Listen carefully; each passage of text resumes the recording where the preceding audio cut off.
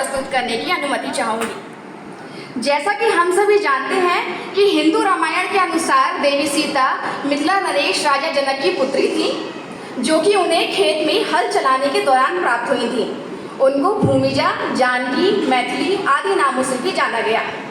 परंतु आज हम यहाँ जानेंगे कि जैन साहित्य पद्म पुराण के अनुसार सती सीता कौन थी। तो जैन साहित्य पद्म पुराण के अनुसार सती सीता महाराजा जनक की पुत्री थी। महारानी विदेहा के गर्भ से उनका जन्म एक युगल रूप में हुआ। उनके भाई का नाम था भावंडर। स्वयंवर में सीता का विवाह श्री राम के साथ हुआ और जब राम वनवास को गए तो सीता भी उनके साथ साथ गई।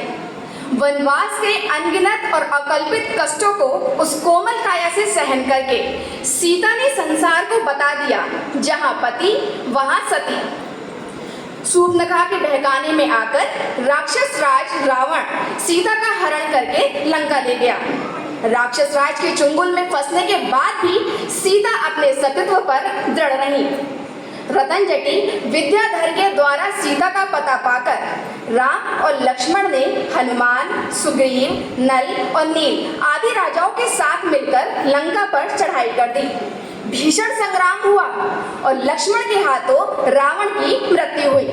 लक्ष्मण 8वें वासुदेव थे और रावण 8वां प्रति वासुदेव। वासुदेव के हाथों प्रति वासुदेव की मृत्यु होती है।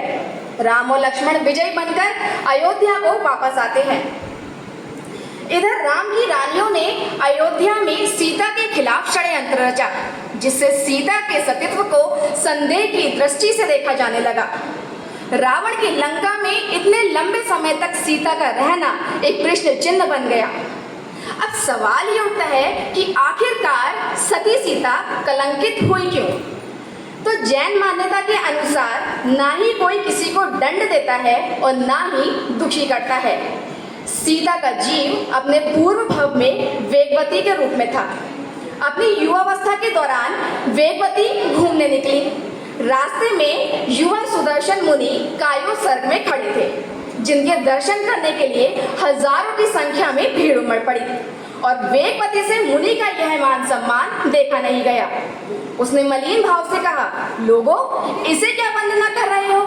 मैंने तो कल ही इस मुनि को एक स्त्री के साथ देखा है। अभी इसने उस स्त्री को कहीं और भेज दिया है। बस ये सुनते ही धिक धिक करके आधी से ज्यादा भीड़ छट गई। जो बची वो मुनि को सताने लगी। आरोप समाहित न होने तक मुनि ने अन्न जल का त्याग करके कायोसर्ग में रहने का संकल्प लिया। इधर देव प्रयोग से वेगवती का मुंह शाम हो गया, जिसे देखते ही उनका पिता ताड़ गया और वेगवती को डांटते हुए बोला कि मुनि से जाकर क्षमा याचना करे।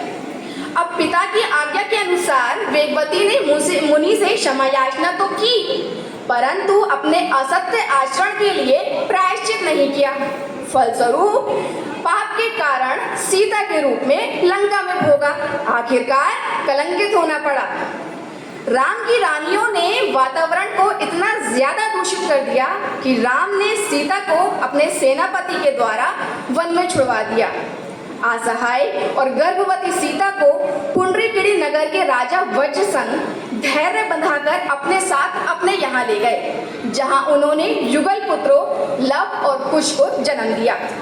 बड़े होने पर लवकुश को अपनी माता के बारे में जानकर उन्होंने अयोध्या पर चढ़ाई कर दी। अब राम और लक्ष्मण के शस्त्रों ने भी उन पर वार करने से उत्तर दे दिया। राम और लक्ष्मण को लगने लगा कि राज्य तो जाएगा ही जाएगा, पराजय का अपयश भी झेलना पड़ेगा। तब चिंतित राम और लक्ष्मण को नारद ऋषि ने यह समझाया और भेद बताया कि ये दोनों बालक सीता माता के पुत्र हैं।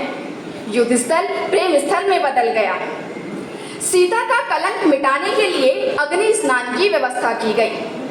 सीता हजारों दर्शकों के सामने परमेश जी महामंत्र का जाप करते हुए अग्निकुंड में कूद पड़ी।